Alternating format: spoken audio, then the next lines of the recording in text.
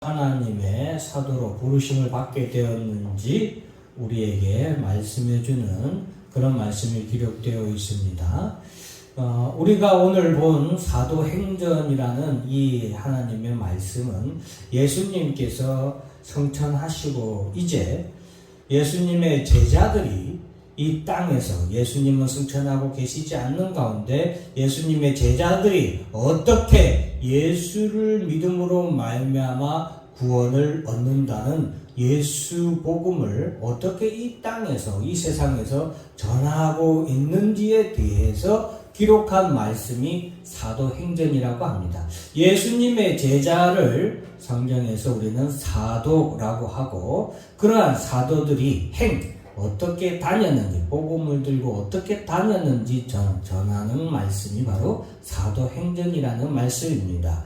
그렇기 때문에 이 사도행전에서 우리가 이 말씀을 읽으면서 우리가 주목해야 하는 말씀은 사도들이 어떻게 복음을 전하게 되는가를 주목해야 되는 거예요. 자, 사도들이 예수님이 계시지 아니하고 복음을 전해야 하기 때문에 사도들은 처음에 두려움이 많았습니다. 왜냐하면 이 당시에 예수의 복음을 전한다라는 것은 로마 정부로부터 그것은 반역죄에 해당하는 큰 죄인의 훈례를 써야 하는 그런 일이었기 때문에 사도들이 예수님의 복음을 전하는 것은 매우 큰 위험이 따르는, 고난이 따르는 그런 문제였기 때문에 그들도 두려워할 수밖에 없었습니다. 그래서 예수님께서는 두려워하는 그들에게 확신과 그리고 담대함을 주시기 위해서 바로 보혜사 성령을 그들에게 보내주십니다. 하나님의 일은 사람이 하는 것 같지만 우리가 항상 착각하지 말아야 되는 것은 오직 하나님의 일은 하나님의 영으로 이루신다라는 것을 우리가 기억해야 되겠습니다. 거기에 우리 사람이 쓰임을 받는 것입니다. 하나님의 일을 하는데 내가 쓰임을 받는 거예요. 하나님이 나를 통하여서 말씀을 하십니다. 그럼 이 말을 누가 하는 겁니까? 하나님이 하시는 거예요. 대신 누구를 통해서 말합니까? 바로 앞에 있는 이 목사를 통해서 여러분들에게 전하는 것이죠.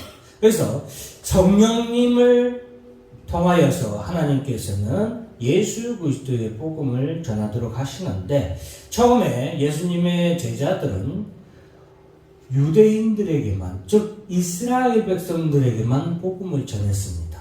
예수의 복음을 이스라엘 사람들에게만 복음을 전했어요. 왜냐하면 이스라엘 백성들은 선민의식이 있었기 때문에 우리는 하나님의 자녀다. 아브라함과 이삭과 야곱에게 하나님이 함께 하시고 약속하셨던 하나님과 언약을 맺은 하나님의 민족이고 하나님의 백성이며 하나님의 자녀는 우리 아브라함의 자손들, 이스라엘 백성들 뿐이다 라고 생각했기 때문에 하나님의 예수 그리스도의 복음을 전하는 바로 이 제자들도 예수님의 사도들도 이러한 생각에서 벗어나지 못했어요. 그래서 그들이 성령을 받은 후에도 예루살렘에서만 복음을 주로 전했어요. 예루살렘에서만. 이스라엘의 가장 큰 수도라고 할 수 있죠.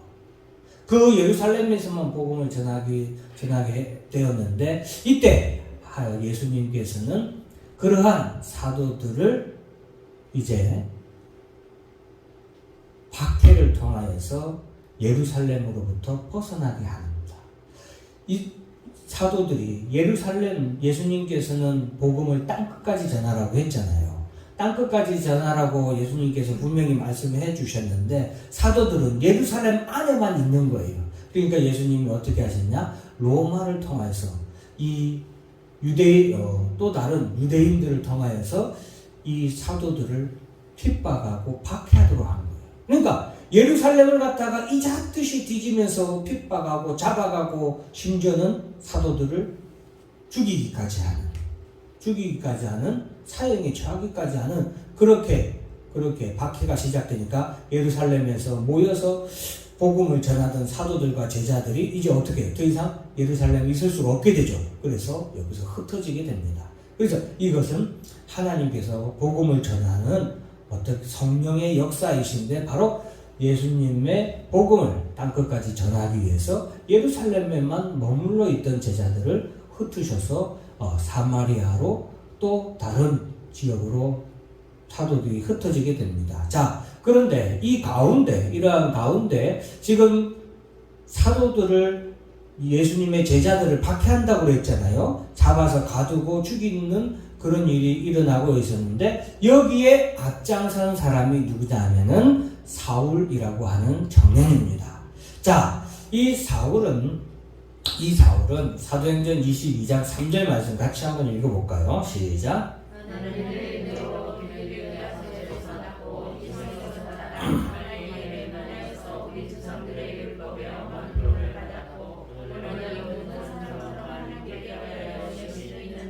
네, 사울이라는 이 청년은 사울이라는 이름의 뜻은 큰 자다라는 뜻인데 그는 유대인으로 태어난 길리기아 다소에서 태어났습니다. 오늘날에는 터키 지역인데 그 길리기아 다소에서 태어났고 가말리엘 문화, 이 당시에 가말리엘은 그 당시 최고의 뭐라고 할까 석학이었습니다. 그래서 최고의 선생 밑에서 최고의 그런 엘리트 과정을 밟은 사람이 바로 사울이라는 이 청년이었습니다. 이 사울이라는 청년이 바로 예루살렘에 있는 예수님의 제자들을 박해하는 가장 주동자의 역할을 하는 사람이 사울이라는 사람이었어요. 그래서 오늘 본문의 말씀에서도 이 사울이 2절 말씀 같이 한번 읽어볼까요? 시작.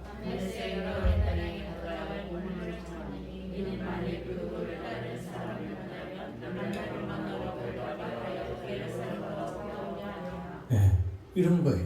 그러니까 여러분 쉽게 말해서 지금 사울이 우리 교회 같은 교회를 덮치는 거예요.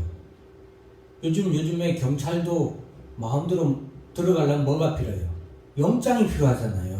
그러니까 이 사울이라는 청년은 이렇게 온 이스라엘에 돌아다니면서 그리스도인들을 그리고 사도들을 잡아가지고 감옥에 쳐넣기 위해서 돌아다니는 그런 율법의 집행자인 거예요. 법의 집행자인 거예요. 그러기 위해서 지금 회당, 오늘날로 말하면 교회의 개념이에요. 그리스도인들이 모이는, 유대인들이 모이는 장소인데 어쨌든 이런 곳에 가서 그리스도인들을 잡아가기 위해서 지금 다메섹으로 가고 있던 중이었습니다. 자, 그러던 사울이 이 다메섹 도상에서 예수님을 만나게 됩니다. 다 같이 한번 3절 말씀 같이 한번 읽어볼까요? 시작.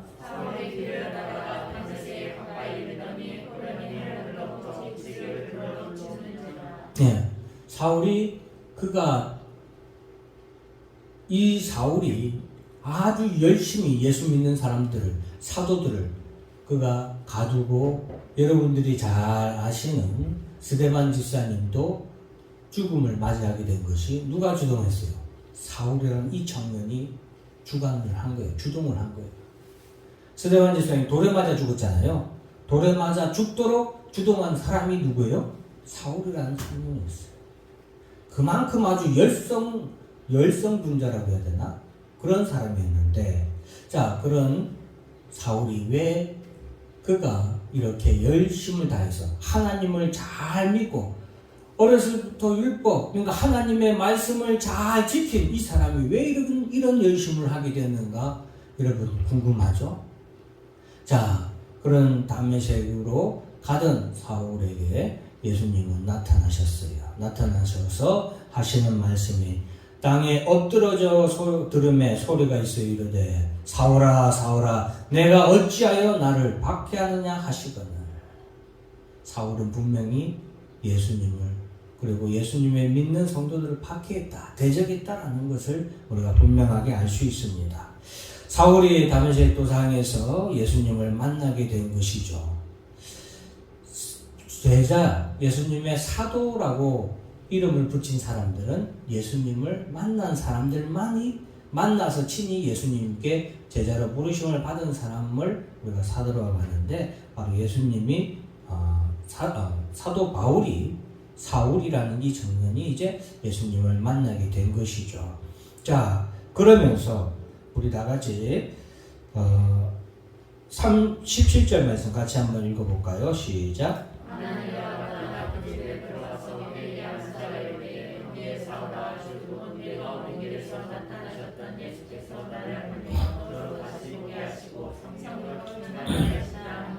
네.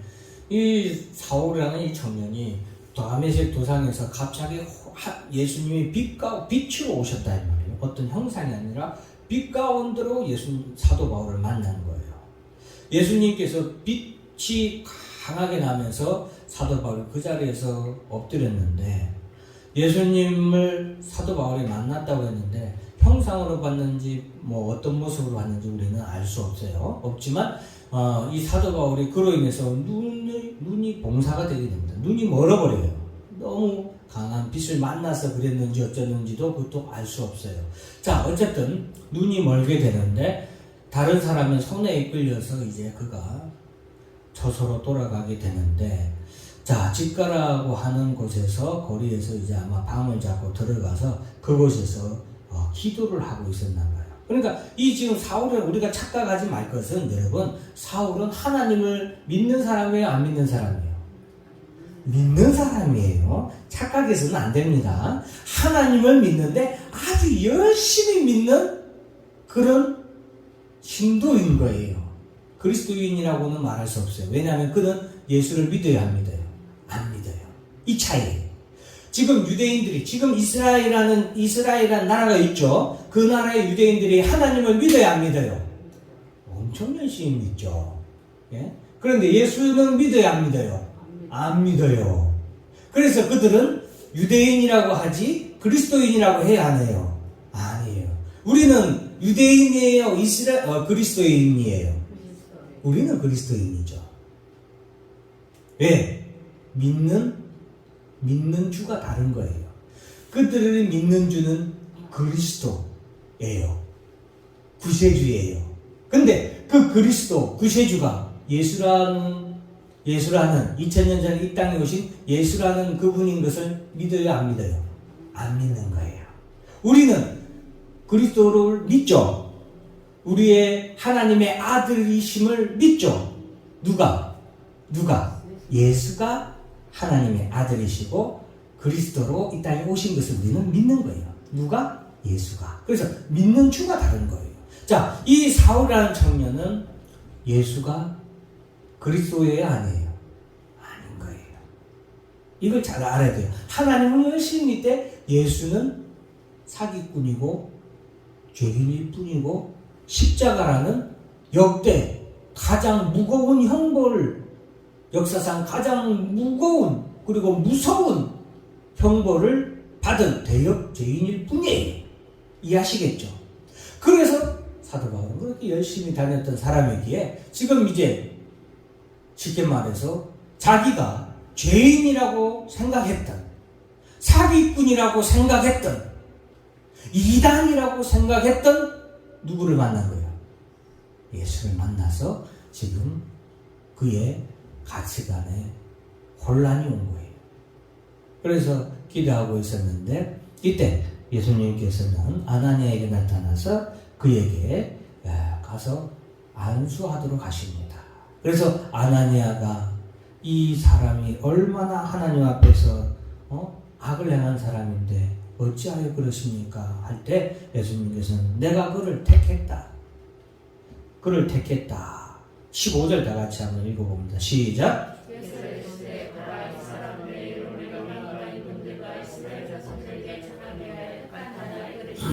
네.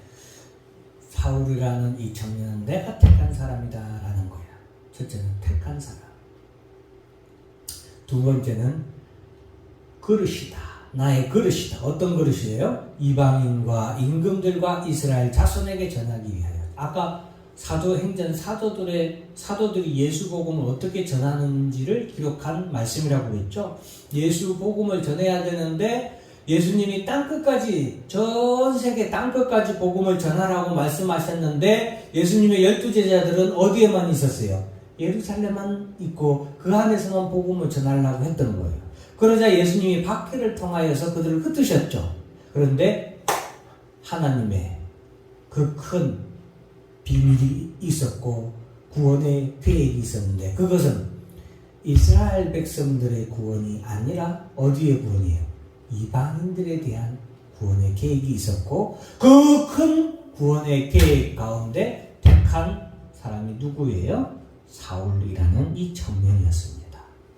이 사울이라는 청년이 바로 하나님의 그 큰 구원의 계획 가운데 이방인들에게 뿐만 아니라 주로 이제 이방의 사도로, 이방인에게 복음을 전하는 사도로 활동하게 되지만 이스라엘 백성들에게도, 이스라엘 유대인들에게도 복음을 전했고 그리고 여러 왕들, 귀족들에게도 복음을 전했습니다.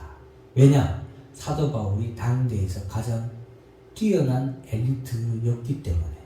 쉽게 말하면 전 세계에서 가장 똑똑한 사람 축에 들었던 청년이 바로 전도 유명한 청년이 사도 바울이었어요. 사도 바울에 대해서 왕들이 다 알고 있었어요. 귀족들이 다 알고 있었어요. 사도 바울이 얼마나 똑똑하고 천재였는지. 그래서 나중에 사도 바울이 감옥에 갇혔을 때 도대체 그가 무엇 때문에 감옥에 갇혔나? 그가 전하는 어떤 말 때문에 감옥에 갇힌, 그가 전하는 사상 때문에 감옥에 갇히고 로마 황제에게 고소한 것을 다 알았기 때문에 그가 도대체 무엇을 전했는지 궁금해서 그들이 사도 바울을 만나기 위해서 감옥에 방문을 해요. 그 가운데 사도 바울은 자신이 말하고자 한 그 사상, 바로 복음이죠. 예수 복음을 그들에게 전하게 되거든요. 어쨌든 그렇게 택감을 받은 사람이 이 사울이라는 청년이었다라는 것입니다. 자, 그래서 사울이 예수 그리스도의 안수를 받게 되고 뭐로 충만하게 돼요? 성령으로 충만하게 됩니다. 기억하시기 바랍니다. 다시 한 번 더 말씀드립니다. 주의 일은 따라서 한번 해볼까요? 주의 일은 성령으로 이루십니다. 일을 행하시는 분도 하나님이시고 일을 이루시는 분도 하나님이십니다. 왜? 성령을 통해서 일하시기 때문입니다. 그렇기 때문에 우리는 그릇인 거예요. 사도 바울처럼 우리는 그릇이다. 따라서 한다. 나는 택한 그릇입니다. 그래요. 택한 그릇입니다. 자, 오늘 하나님께서 사용하시기 위하여서 사도 바울에게 사울이라는 이 청년에게 예수님께서 오셨죠. 예수님께서 만나 주셨어요. 사울이 예수님을 만난 것은 예수를 보았죠. 3절에 보면 아까 빛 가운데 보았다. 그리고서 사울은 장님이 되고 다시 보게 되고 성령 충만을 받게 되고 세례를 받게 됩니다. 자, 이것이 뭐냐? 바로 회개의 단계라고 할 수 있습니다. 자, 가장 먼저 첫째는 하나님의 택했다. 하나님이 택했다. 회개받는 사람, 회개하는 사람은 어떤 사람이 회개합니까? 하나님이 하나님이 택한 사람이 회개를 합니다. 그 하나님이 택한 사람이 어떻게 회개를 하냐? 따라서 한다. 예수를 봅니다. 어떻게 예수를 봐요? 하나님의 말씀을 통하여 예수를 보게 되고 예수를 만나게 되는 거예요. 하나님의 말씀을 통해서 여기 있는 이 하나님의 66권의 이 말씀을 들을 때에 이 말씀이 말하는 예수가 누구라는 것을 보게 돼요. 그리스도라는 것을, 구세주라는 것을, 하나님의 아들인 것을 보게 되고 그것을 믿게 되는 거예요. 그것이 바로 예수를 보게 되는 겁니다. 빛! 여러분, 예수님은 자신을 나는 진리다 라고 말씀하셨어요. 여러분, 빛이 있을 때에 어둠이 깨닫게 되는 거예요. 그죠? 빛을 만날 때에 자신이 얼마나 죄인이라는 것을 알게 됩니다. 사울은 예수를 만났어요. 좀 이따가 말씀드리겠지만 시간 관계상 제가 말씀 안 드리고 갈 수도 있으니까 여러분, 사울은 자기가 의인이라고 생각한 사람이에요. 예수는 반면에 어떤 사람이에요? 대형 죄인이에요. 그래서 그를 믿는 사람도 다 죄인으로 취급하고 잡아가기도 하고 가두기도 하고 쳐 죽이기까지 한 거예요. 왜? 자기는 의인이기 때문에. 자기가 죄인이라고 생각도 안 하죠. 그런데 그가 누구를 만났어요? 예수를 만난 거예요. 예수를 만난 그가 가장 먼저 온 변화는 뭐였어요? 내가 따라서다. 나는 죄인입니다. 내가 죄인이라는 걸 깨닫는 거예요. 예수가 죄인인 줄 알고 예수를 박해하고 예수를 쫓는 무리들을 잡아 가두기 위하여서 그렇게 활개치고 다녔던 그가 예수를 보고서 무엇이 참인지 무엇이 거짓인지를 보게 된 거예요. 참 빛이 무엇이고 어두움이 무엇인지, 의가 무엇이고 거짓이 무엇인지 사도 바울은 완전히 바뀌어서 보게 되는 거예요. 자기가 죄인이라 생각했던 예수는 의인이었던 거예요. 참 의인이었던 거예요. 그리고 자기는 하나님의 열심을 하나님을 위하여서 열심히 일하는 자신은 의인인 줄 알았더니 자신은 뭐예요? 죄인인 거예요. 그것이 바로 그가 장님이 되는 거예요. 예수를 만난 이후로 사도 바울은 장님이 되었죠. 그런 그에게 그는 다시 보게 되는데, 다시 보게 돼 성령 충만으로 다시 보게 되죠. 이것은 무엇을 의미해요? 그렇게 따지면 그가 성령 충만을 받음으로 말미암아 다시 보게 됐다라는 것은 그가 이제 의인으로서의 삶을 살게 되는 것을 우리에게 말해주는 것입니다. 그래서 그 18절에 보면 그가 세례를 받았다. 제가 세례에 대한 의미를 말씀드렸죠? 세례는 물속에 담궜다가 나오는 거죠? 물속에서 담궜다 나오는 게 그게 뭐예요? 어머니의 양수가 터졌을 때 아이가 밖으로 나와서 새로운 생명으로 밖으로 나오듯이 바로 예수 그리스도의 은혜로 십자가 보혈로 말미암아 성령의 세례를 받음으로 성령으로부터 새롭게 태어난 사람, 그 사람이 뭐예요? 따라서 한다. 그리스도인. 그 사람이 그리스도인인 거예요. 새롭게 태어난 거예요. 어떤 사람으로? 그리스도인으로. 사도 바울도 예전에는 사울이었지만 그가 세례를 받음으로 누구로 태어난 거예요? 바울로 다시 태어나는 거죠. 그래서 그는 예전에는 사울, 큰 자라는 이름을 가졌지만 이제는 작은 자, 지극히 작은 자라고 다시 태어난 자신을 그렇게 표현하고 있습니다. 자, 오늘 제가 정리를 이렇게 해놨습니다. 이 6가지에 대해서. 자, 예수를 만난 사람은 다 같이 읽습니다. 시작. 예수를 만난 사람은 자신이 죄인임을 깨닫습니다. 네, 예수를 만난 사람은 자신이 죄인임을 깨닫습니다. 제가 지금까지 말씀을 드렸죠. 제일 중요한 것은 자기가 죄인인 것을 알아야 되는 거예요. 예수를 만난 사람은 반드시 이것을 깨닫습니다. 베드로도 예수님을 처음 만났을 때 예수님이 선상에서 앞에 있는 수많은 사람들에게 하나님의 말씀을 전했는데 그 말씀을 바로 옆에서 듣고 있던 베드로가 예수님 앞에서 가장 먼저 한 행동이 뭐예요? 따라서 나는 죄인이로소이다. 나는 죄인입니다. 예수님을 만난 거예요. 예수님을 본 거예요. 베드로가. 그리고서 첫 번째 반응은 내가 죄인인 것을 깨닫는 거예요. 왜? 예수님은 빛이시기 때문에 그래요. 참 빛이 올 때 내가 얼마나 죄인인가를 깨닫습니다. 어둠 가운데 있으면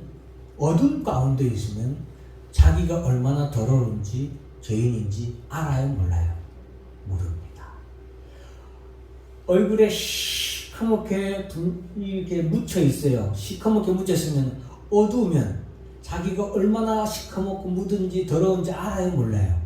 모르죠. 빛이 왔을 때, 빛이 있을 때 어때요? 우리는 더러운 것을 보게 되는 것처럼 예수 앞에 설 때에 모든 사람은 자기가 죄인인 것을 반드시 보게 됩니다. 반드시 깨닫게 됩니다. 그래서 죄인인 걸 깨닫습니다. 2번 한번 있습니다. 시작. 참비, 참 진리가 무엇인지 깨닫습니다. 무엇이 중요한지. 이게 중요해요. 또, 자, 여러분, 그 예수를 만난 사람은 무엇이 아까 제가 말했듯이 뭐가 참이고 뭐가 거짓인지를 깨닫는 거예요.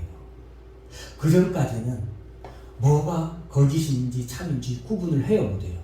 못하는 거예요. 왜? 참 빛이 없기 때문에, 참 진리가 없기 때문에 못 깨닫는 거예요. 자, 제가 하나 퀴즈를 한번 내볼게요. 여러분, 아침에 해가 뜨고 해가 서쪽으로 가는 거 참이에요, 거짓이에요? 진리예요, 아니에요? 진리라고 생각하죠? 아닙니다. 왜 아니에요? 진리는 변해요, 안 변해요? 제가 지난번에 진리를 얘기할 때 시간 관계상 다 말씀을 못 드렸는데, 진리는 변해요, 안 변해요? 안 변한 거죠. 아침에 해가 떠서 저녁에 해가 지는 거 변해요, 안 변해요? 변합니다. 성경에 분명히 해와 달과 권능들이 떨어진다고 그랬어요. 해가 항상 그대로 있는 것 같죠? 그죠? 그런데 태양은 지금도 분열하고 있어요. 언제 터질지 모릅니다. 태양도. 그래요, 안 그래요? 변해요, 안 변해요? 예수, 진리의 하나님의 말씀은 변해요, 안 변해요? 그래서 진리라고 하는 거예요. 하나님의 사랑은 변해요, 안 변해요? 안 변하죠. 그래서 진리인 거예요. 예수 그리스도는 변해요, 안 변해요? 안 변하죠. 그래서 무엇이 참이고 무엇이 거짓인지 예수를 만나면 알게 되는 거예요. 뭐가 진리고 뭐가 거짓인지, 무엇이 의고 무엇이 악인지 예수를 만나면 알게 돼요. 무엇이 중요한지 예수를 만나면 알게 됩니다. 왜? 여러분, 우리에게 정말 중요한 것은 변해서 사라지는 것이 중요해요? 아니죠. 그리스도 예수를 만난 사람은 더 이상 이 세상의 부귀영화가 예수를 만난 사람들에게는 중요하지 않습니다. 왜? 예수를 만나니까 깨닫는 거죠. 이 세상의 부귀영화는 변하고 사라지는 것들이라는 것을. 예수 안에는 영원히 변하지 않는 것이 있는 것을 알게 되는 거죠. 3번 같이 읽어볼까요? 시작. 하나님을 믿지 않는 것, 그 아들 예수를 믿지 않는 것이 죄인임을 깨닫습니다. 이것도 아주 중요해요. 하나님을 믿지 않는 것이 죄라는 것을 깨닫게 돼요. 예수를 만날 때. 그 아들 예수를 믿지 않는 것이 얼마나 큰 죄인가를 깨닫게 됩니다. 예수를 만나기 전에는 사도 바울은 예수를 안 믿는 자였죠. 예수를 박해하는 자였어요. 그러나 그는 이제 자기가 얼마나 죄인인지 깨닫습니다. 왜? 예수를 믿지 않을 뿐만 아니라 그 예수를 박해하고 다녔잖아요. 나는, 따라서 합니다. 나는 죄인 중에 괴수로다. 누구의 고백이에요? 사도 바울의 고백이에요. 무엇이 제일 큰 죄인 줄 그가 깨달았어요. 예수를 믿지 않는 것이 죄라는 것을 깨닫게 되는 거예요. 이것이 바로 회개하는 사람들의 특징이에요. 그렇게 깨달을 때 4번 같이 한번 있습니다. 시작. 예수가 구원자이심을 깨닫습니다. 이게 이제 회개인 거예요. 예수가 구원자인 것을 깨닫는 거예요. 그 가운데 예수가 참이고 예수가 진리이고 예수가 참 생명이며 하나님의 아들이시며 예수가 바로 우리의 메시아 그리스도인 것을 깨닫는 것. 그래서 그 사람은 뭐 하게 됩니까? 여기서 회개가 있는 거예요. 여기에 회개가 있는 거예요. 율법 앞에서는 회개가 있어요, 없어요? 율법 앞에서는 회개와 구원이 없어요. 율법은 정죄할 뿐입니다. 한번 잘 생각해 보세요. 여러분, 제가 이것에 대해서 할 말이 참 많지만 시간 관계상 다 말씀 못 드려요. 잘 한번 돌아가셔서 한번 생각을 해보세요. 법이란 게 무엇인가? 법 앞에 모든 사람은 정죄를 당할 뿐이에요. 법이란 게 구원을 해주는 게 있어요, 없어요? 없어요. 아니, 목사님, 징역 살고 그 형량을 형량을 하면은 우리가 죄를 사함받지 않습니까? 그거 누가 해주는 거예요? 따라서입니다. 재판장이 합니다. 재판장이에요. 제가 오늘 이것에 대해서 좀 다 말씀을 못 드리지만 말씀을 드려야 되는데, 법은 우리를 정죄하는데 그것에 대해서 우리를 자유하게 할 수 있는 권한은 누구에게 있어요? 재판장에게 있어요. 재판장이 어떻게 판결하냐에 따라서 죄인이 되기도 하고 의인이 되기도 하죠. 그런데 그 재판장이 판결할 때에 이 사람이 죄인이라 라고 판결했어요. 자, 판결했는데 그 사람이 죄인인데 그 사람을 자유롭게 하는 판결을 누가 해요? 재판관이 할 거예요. 예를 들어서 징역 몇 년, 3년, 이 사람 살인죄로 했다. 징역 5년 때렸어요, 재판관. 그럼 재판관의 그 판결은 무엇을 의미해요? 죄값이 얼마예요? 죄값이 얼마예요? 5년이잖아요. 5년의 죄값을 치르면 너는 뭐예요? 따라서 합니다. 자유인이다. 석방되잖아요. 5년 동안에 형무소 있죠. 그 억류돼 있죠. 구속돼 있죠. 그리고 재판관이 말한 5년이 지나면 그 사람은 자유하게 되죠. 그 사람은 죄인이에요? 아니면은 의인이에요? 의인이라고 하긴 뭐하죠. 죄인이에요? 아니면 무죄예요? 무죄예요, 그때는. 왜? 죄값을 치렀기 때문에. 그 권한이 누구에게 있어요? 재판관에게 있죠. 사도 바울은 법을 집행하고 다녔어요. 누가 재판장이었어요? 자기가 재판장이었어요. 그죠? 그러니까 그 그리스도인들을, 예수 믿는 사람들을 가두기도 하고 하는 권한을 받은 거 아니에요. 그러고서 그것을 자기가 판단하는 거예요. 유대인이라고 써져 있어요, 안 써져 있어요? 아니, 그리스도인이라고 써져 있어요, 안 써져 있어요? 인정 안 하는 사람은 오늘 집에 돌아가시기 전에 전부 도장 찍어야겠어. 힘찬교회 도장으로. 그리스도인이라고 찍혀있어요, 안 찍혀있어요? 안 찍혀있잖아요. 그런데 누가 판단해요? 사도 바울이 판단하죠. 법을 집행하는 그가 예수를 만난 다음에 누가 재판장이심을 알게 돼요. 따라서입니다. 예수님이 영원한 재판장이십니다. 예수님의 법은, 하나님의 법은 간단해요. 아주 간단해요. 무엇이냐? 모든 사람은 죄를 갚을 능력이 있어요, 없어요? 없어요. 하나님의 법은 엄격해서 죄는 따라간다. 죄의 삭은 사망입니다. 죽음 외에는 아무것도 죄를 갚을 수가 없는 거예요. 사람은 죄를 갚을 능력이 있어요, 없어요? 그래서 없어요.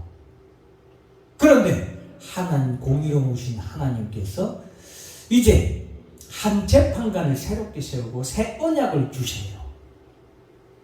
그 언약은 뭐냐? 누구든지 내가 보내는 아들을 믿는 자마다 내가 모든 죄를 사해 주겠다는 재판관의 특별 언약인 거예요.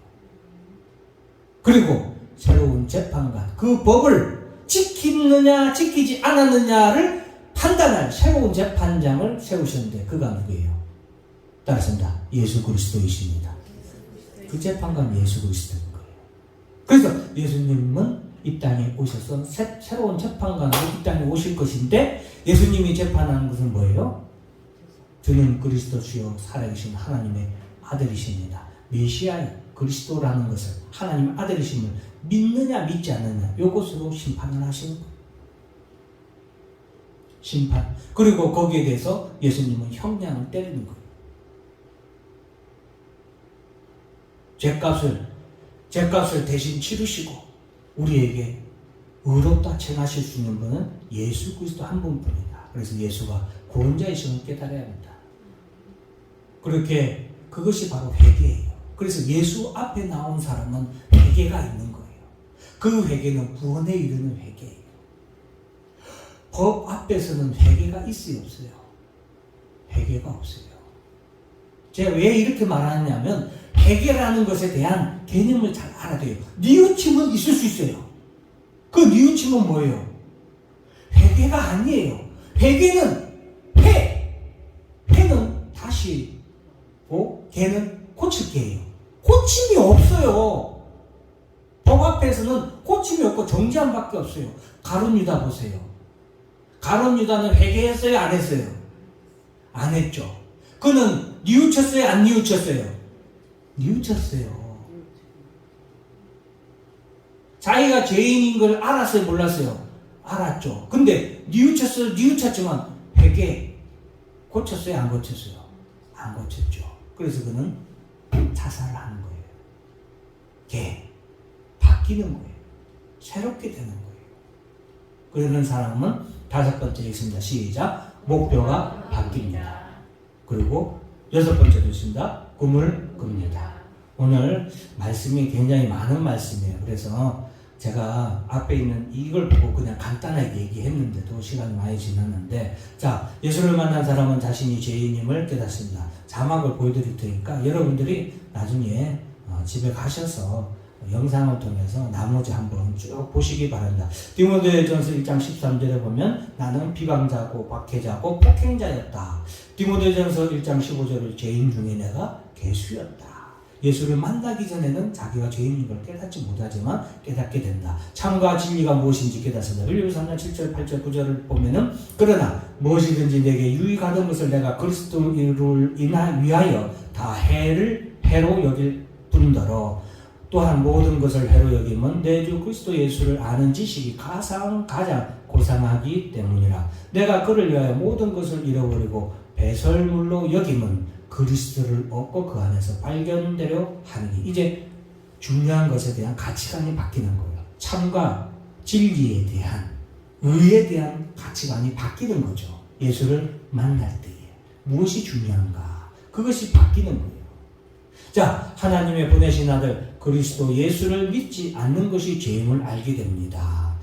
요한복음 5장 22절부터 24절 보면 아버지께서 아무도 심판하지 아니하시고 심판을 다 아들에게 맡기셨으니, 아들에게 맡겼다 했죠? 심판을 누구에게 맡겼다? 아들에게 맡겼다. 재판관은 오직 한 분이시다. 의로운 재판장은 오직 한 분이라는 걸 꼭 알아야 됩니다. 이 세상의 재판관들은 재판관인 척 하는 거예요. 그래요, 안 그래요? 죄가 사라져요, 안 사라져요? 이거 굉장히 중요합니다. 죄가 사라져요, 안 사라져요? 안 사라져요, 죄는. 여러분. 자, 이건, 자, 23절 말씀에 보면 이는 모든 사람으로 아버지를 공경하는 것 같이 아들을 공경하게 하려 하심이라. 아들을 공경하지 아니하는 자는 그를 보내신 아버지도 공경하지 아니하나. 이거는 믿는 거죠. 아들을 믿지 않는 자는 아버지도 믿지 않는 것이다, 이 말이에요. 그죠? 그러므로 사도 바울은 아들 예수를 믿었어요, 안 믿었어요? 안 믿었죠. 그가 하나님을 믿은 거예요, 안 믿은 거예요? 안 믿은 거죠. 무엇이 참이고 거짓인지 드러나요. 예수를 만날 때. 내가 진실로 너에게 이르노니 내 말을 듣고 또 나를 보내신 이를 믿는 자는 영생을 얻었고 심판에 이르지 아니하느니 사망에서 생명으로 옮겨졌느니라. 이 말씀은 우리가 하나 주의해야 되는 것은 사망에서 생명으로 옮겼다. 나 보내신 이를 믿는 자, 내 말을 듣고, 즉 예수 하나님을 믿고 그 보내신 아들 예수를 믿는 자는 사망에서 생명으로 벗어난다. 반대를 생각해야 돼요. 반대. 믿지 않는 자는 뭐예요? 사망. 죄의 삭은 뭐다? 사망이다. 7절, 8절하고 11절 말씀에 보면 여호와께서 만민에게 심판을 행하시오니 여호와여 나의 의와 나의 성실함을 따라 나를 심판하소서. 심판자는 누구다? 오직 하나님 한 분뿐이다 라는 것을 제가 말씀드리려고 말씀을 기록한 거예요. 야고보서 4장 12절 말씀을 같이 한번 읽어볼까요? 시작. 입법자와 재판관은 오직 한 분이시니 능히 구원하기도 하시며 멸하기도 하시느니라. 너는 누구에게 이웃을 판단하냐? 이 세상에 재판관은 있다 없다? 없다. 재판관은 오직 누구? 하나님 한 분뿐이다. 그 하나님은 또한 입법자다. 입법자다. 새로운 법을 세우는 거죠. 구원의 법. 새로운 구원의 법을 세웠죠. 그리고 새로운 재판관을 세웠어요. 그래서 하나님께서 예수 그리스도에게 새로운 법을 집행하는 뭐로 삼으셨어요? 법관으로 재판관으로 삼으셨다고 제가 말씀을 드린 거예요. 자, 요한복음 5장 22절 읽어볼까요? 아버지께서 아무도 심판하지 아니하시고 심판을 다 아들에게 맡기십니다. 이해하시겠죠? 자, 로마서 6장 23절 시작. 죄의 삭은 사망이요 하나님의 은사는 그리스도 예수 우리 주 안에 있는 영생이라. 죄의 삭은 뭐다? 사망이다. 자, 목표가 바뀌는 것에 대해서 13절 4절 빌립보서 3장 13절 14절만 같이 한번 읽어볼까요? 시작. 형제들아 나는 아직 내가 잡은 줄로 여기지 아니하고 오직 한 일 즉 위에 있는 것은 잊어버리고 앞에 있는 것을 잡으려고 표대를 향하여 그리스도 예수 안에서 하나님이 위에서 부르신 부름의 상을 위하여 달아. 목표가 바뀐다. 사도 바울이 회개하고 난 다음에 이런 목표가 바뀌었습니다. 꿈을 꿉니다. 이거 다 같이 읽어볼까요? 자, 디모데후서 4장 7절 8절부터 있습니다. 시작. 나는 선한 싸움을 싸우고 나의 달려갈 길을 마치고 믿음을 지켰으니 이제 후로는 나를 위하여 의의 면류관이 예비되었으므로 주곧 의로우신 재판장이 그날에 내게 주실 것이며 내게만 아니라 주의 나타나심을 사모하는 모든 자에게 도리라. 야고보서 1장 12절 시험을 찾는 자는 복이 있나니 이는 시련을 견디어낸 자가 주께서 자기를 사랑하는 자들에게 약속하신 생명의 면류관을 얻을 것이기 때문이라. 꿈을 꿉니다. 그래서 사랑하는 성도 여러분, 오늘 이 시간 이 말씀을 듣고 주님을 만나서 이런 변화를 겪으시고 회개하시고 새로운 목표가 달라지고 꿈을 꾸시는 여러분들이 되기를 주의 이름으로 축원합니다. 기도하겠습니다. 사랑과 은혜와 자비